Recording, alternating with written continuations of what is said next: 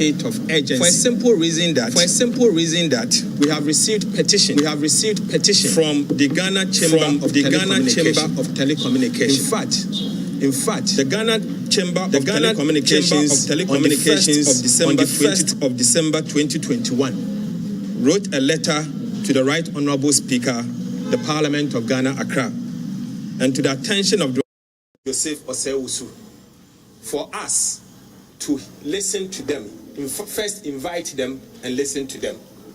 And they believe that they have an alternative way of generating revenue as against what the government seeks to do. And they have actually tabulated the negative impact of this levy to Parliament. We argue that it is important that government or Parliament of Ghana, at the minimum, meet with them and listen to them. The MPP majority in Parliament has said that they do not believe that. Apart from that, we also showed an evidence, being a letter or a press statement that has been released by the E-commerce Association of Ghana.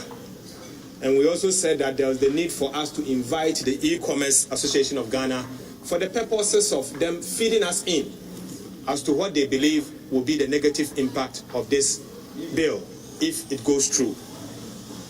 Again, we also saw last night that the Mobile Money Agent Association of Ghana had issued a public notice that they are going to embark on a demonstration. We felt there was the need, at the minimum, to meet with them and listen to them. Because we in the minority believe that our power is with the people. And we are here representing the people. And for any reason, anytime you are going through legislations, there's the need for you to invite public memorandums. And most important, a particular bill of this nature that everyone is complaining about, there's the need for us to listen to people. The MPP majority decided not to listen to us. We in the NDC, led by myself, invoke our standing orders, Order 211, that calls for a division. So we subjected the decision to a vote.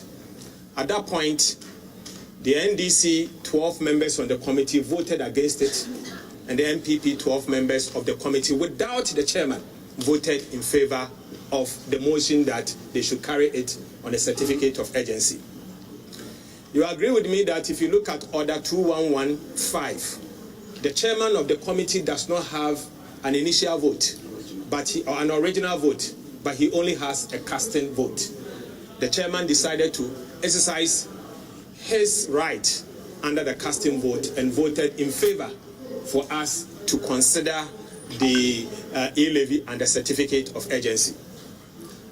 Without understanding the need for us to listen carefully to the people that have issued press releases and others that have submitted memorandum to Parliament.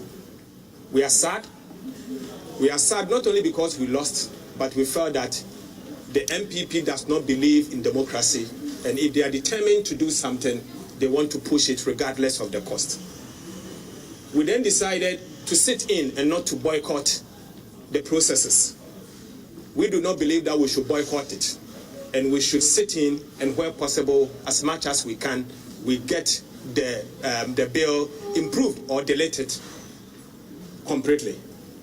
To start with, we propose that we delete the clause 1 of the bill that imposed the tax at 1.75%. We have said that we do not believe that mobile money transactions should be taxed. Our posture is that don't tax Momo. Don't tax Momo. And we signaled it that we do not believe that mobile money services should be taxed. We believe that mobile money service is only a medium of exchange. And of course, it's a choice. And if your care is not taken and you subject it to tax, since the demand is elastic, it may affect the use of the service, and it will derail all the gains Ghana has made in a cash-light economy. The MPP again did not listen. We voted again using our standing orders, Order 211, and they won using the same approach. First, it was a tie, and second, the chairman decided to exercise his right under Order 2115. So they carried the day again. We sat in and again said that we do not believe that a clause 5 in the second schedule that talks about the fact that they are going to tax what we call the individual bank transfers, which means that if I sit here today and decide to pay my children's school fees, and then probably instead of going to the bank to pay cash, I decide to sit maybe in Parliament and then transfer it electronically. This insensitive NPP government is telling us that they are going to subject that to another tax of 1.75%. We cannot accept that. This is the first time I'm seeing a tax of this kind. In fact, I have followed tax policy globally for a very long time. I have not seen a tax policy of this kind before, and do not believe that this should be allowed to stand. I want to say that we in the minority will not stop there. We will take the fight to the plenary. We will fight for the ordinary Ghanaian, and we will ensure that E-levy will die today. They can defeat us at the committee, but I strongly believe that when we come to the floor, all the 137 NDC MPs will stand firm with the ordinary Ghanaian in ensuring that E-levy does not see the light of the day. We don't believe in this tax policy. A tax policy that seeks to tax a medium of exchange is a policy that should not be entertained. We have only two types of taxes: either direct tax that seeks to tax income, or indirect tax, which, in other words, you can call it expenditure tax. This is a tax on a medium of exchange, a tax on pensions, a tax on capital, a tax that cannot be allowed to stand. So our position is simple. We will not compromise. We will not accept dialogue. We are going in with a simple position that we are going to vote against it. We will introduce a number of amendments by ensuring that this tax does not see the light of the day.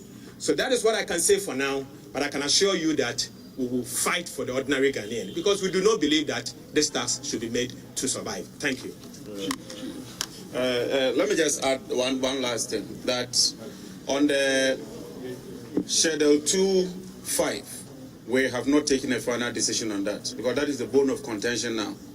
And that is specific to say that all individuals, your money in your bank accounts, when you transfer it through any other individual or transfer it to any other person, they want to tax 1.75. But even more importantly, the minister did indicate to all of you that he was going to engage us further. He told you when he held a press conference. At the meeting, we asked the minister whether he was ready to reduce this obnoxious tax, at least to even cushion Ghanaians. That is to say, even if you won't listen to the NDC, at least would you listen to the people of Ghana, the mobile operators, mobile money operators, and all those in the industry, and reduce it? The minister said that he wanted a certain revenue, and so he would not reduce it. But let me assure the people of Ghana, like the ranking said, the NDC remains resilient, committed, and determined to fight for the ordinary Ghanaian. This is just the beginning. We are poised for the floor, and would encourage you to follow what happens at plenary and on the floor. We'll continue to do that. Thank you very much. Do we have to do tree? You want us to do tree? Yeah, we do the tree. Many anom. Samunyi na mubekaya.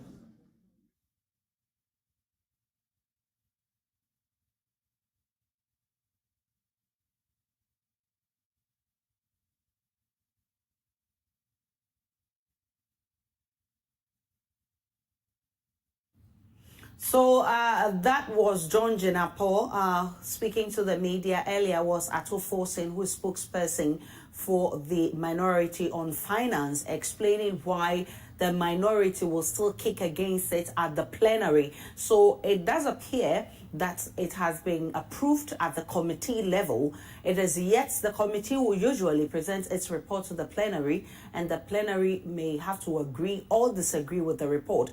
Now, Akufo-Addo says if they were unable to kick against it at the committee level, it will make sure it kicks against it at the plenary if the report comes to the plenary. We'll be gauging the mood of an economist who will be joining us shortly for us to understand what this actually means if it's finally passed.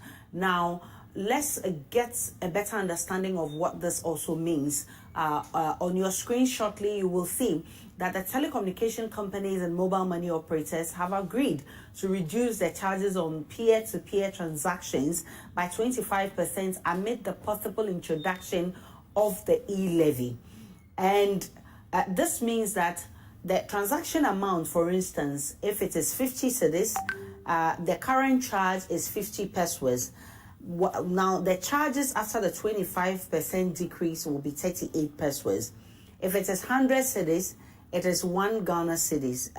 And then now, after the charge decrease to 25% will be 75 pesos.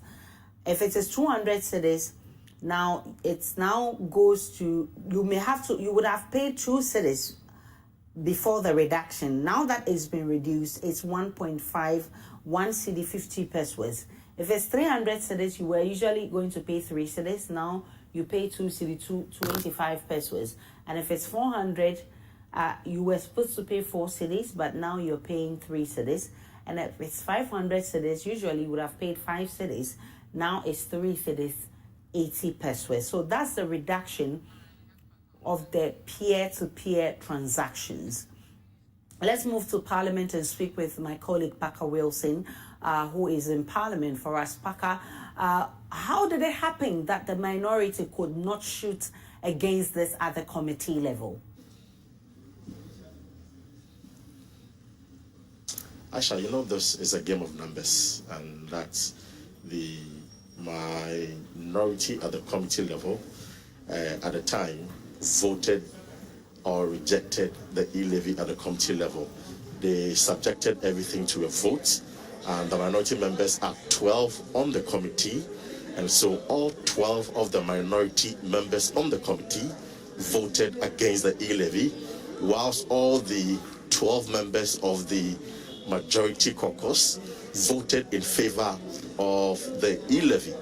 And so there was a tie, and if you look at the standing orders, the chairman of the committee doesn't have an original vote, but has a casting vote. And in that case, when there was a tie, the chairman of the committee, Akufo-Addo, was now forced to have a vote on the matter.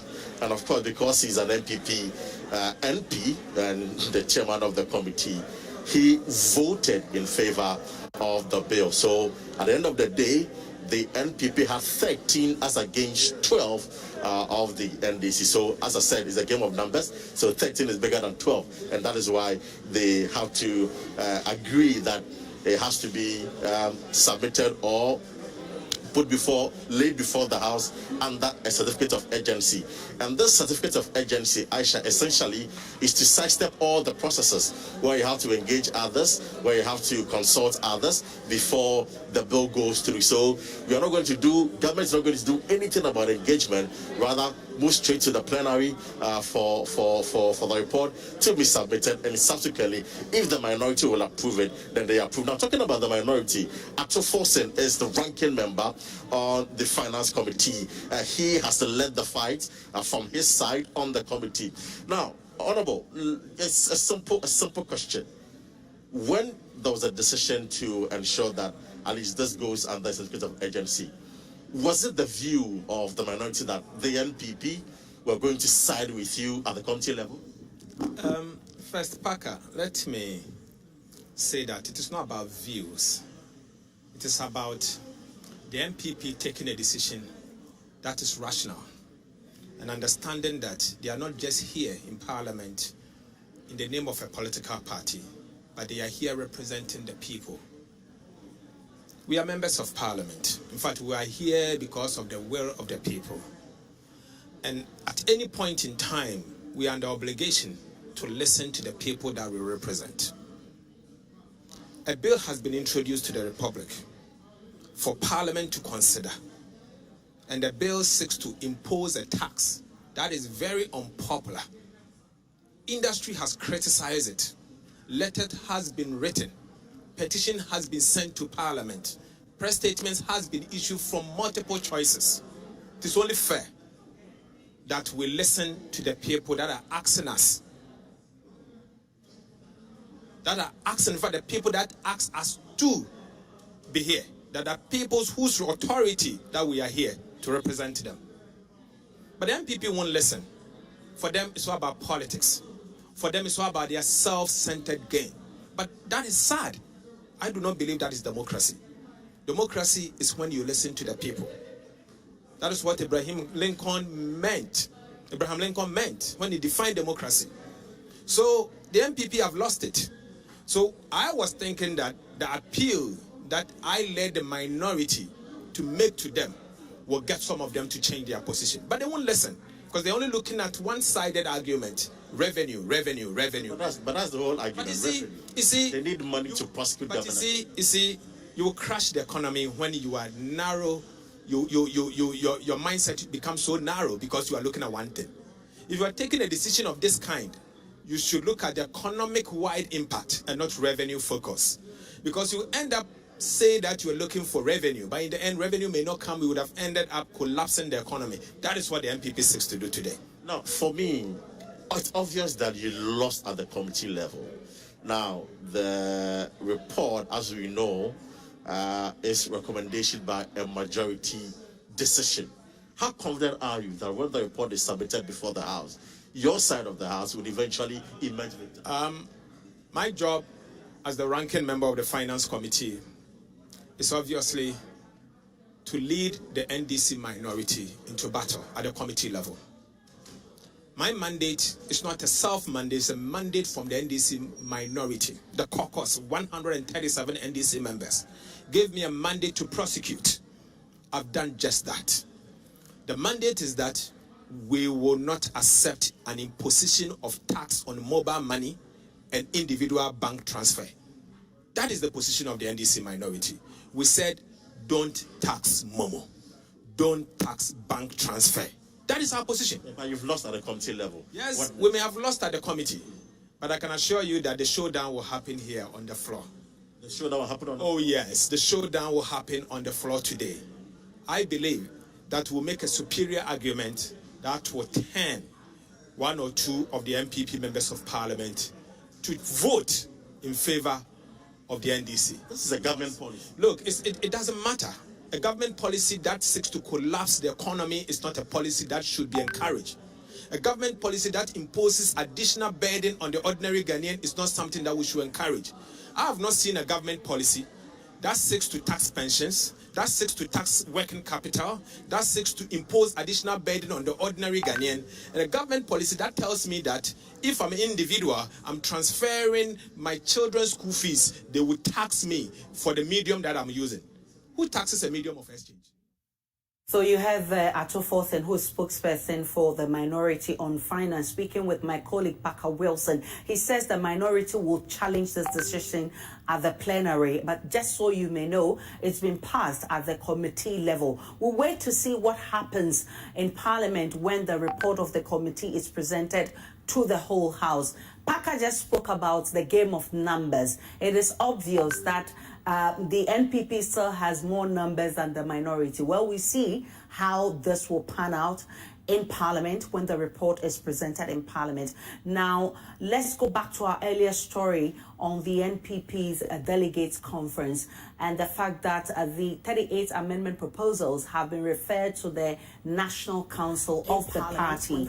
And the question is it the National Council that takes the final decision or the delegates conference?